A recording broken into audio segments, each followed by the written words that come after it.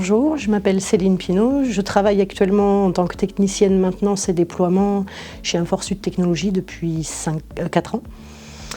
Et auparavant, j'ai travaillé dans la restauration et j'ai été soudeuse en industrie. J'ai fait un parcours de reconversion professionnelle. Alors, le métier que je faisais en tant que soudeuse en tuyauterie, en fait, je travaillais beaucoup en déplacement sur les chantiers et je faisais du raccordement de machines. Alors, j'ai travaillé par exemple dans une entreprise en Aveyron qui fait des pièces automobiles, donc pour ajouter au réseau hydraulique les machines qui pouvaient arriver. J'ai travaillé aussi chez Rothschild dans le vin, donc où on faisait un système qui permettait de contrôler les températures du vin dans les cuves, entre autres.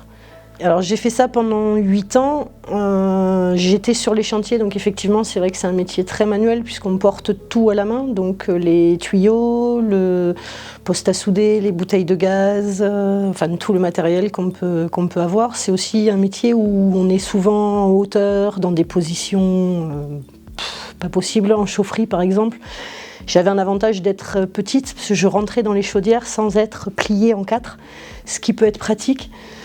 Après j'ai passé un permis pour pouvoir piloter des nacelles, donc je pouvais monter à 25 mètres de haut par exemple pour aller faire des soudures sur différents styles de tuyauterie, mais c'était principalement de la tuyauterie.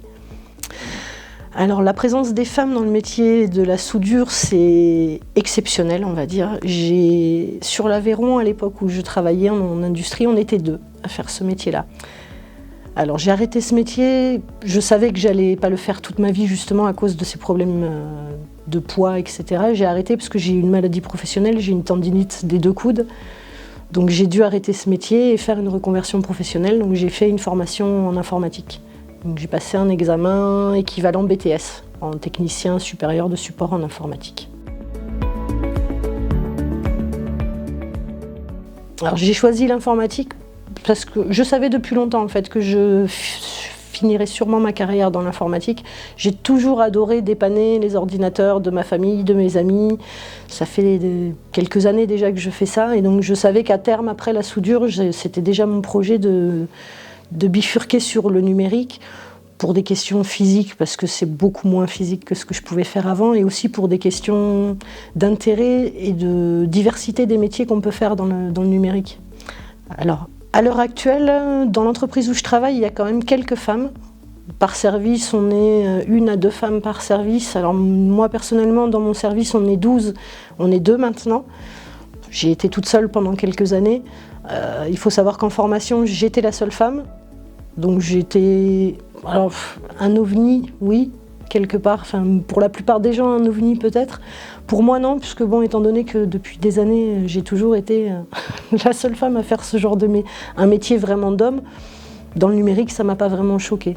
Maintenant, on est plusieurs. Dans l'entreprise où je travaille, la directrice générale est une femme. Donc on a quand même des femmes dans des postes à responsabilité, ce qui est très bien, ce qu'il faut. La vision des femmes dans le numérique est beaucoup moins macho que ce que j'ai pu connaître avant. Parce qu'avant, c'était vraiment... J'ai eu des anciens collègues de travail qui me disaient que je piquais le boulot d'un homme. Je prenais la place d'un homme. Je ne l'ai pas du tout dans le numérique. Après, c'est vrai que dans les métiers très techniques, bien souvent, il n'y a pas assez de femmes à mon goût. Mais vraiment pas assez. Parce qu'il faut savoir que ce que j'ai découvert dans la soudure et ce que je vois toujours dans le numérique, c'est que justement le fait que l'homme et la femme n'aient pas du tout la même vision et pas du tout la même façon d'aborder les différentes problématiques auxquelles on peut être confronté, c'est super enrichissant d'avoir justement la vision masculine et la vision féminine, elles se complètent très bien. Il suffit juste d'avoir l'ouverture d'esprit, de les accepter toutes les 2.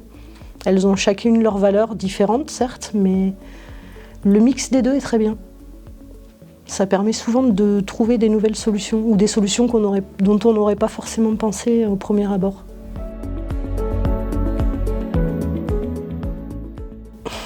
Alors dans 5 ou 10 ans, honnêtement à l'heure actuelle, j'ai rien de fixé. Je sais que quelle que soit l'envie que j'ai sur le moment, je me professionnaliserai probablement sur une spécialité ou une autre, peut-être plusieurs. J'ai pas d'idée fixe. Je sais que l'avantage du numérique, c'est qu'on a vraiment une diversité de métiers différents et que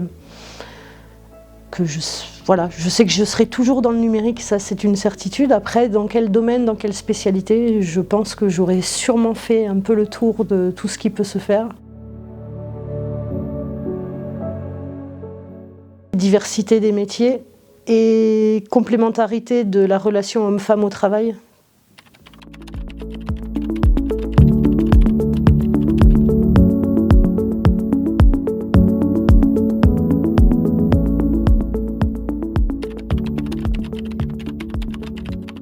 Les femmes, une opportunité pour le numérique une opportunité pour les femmes.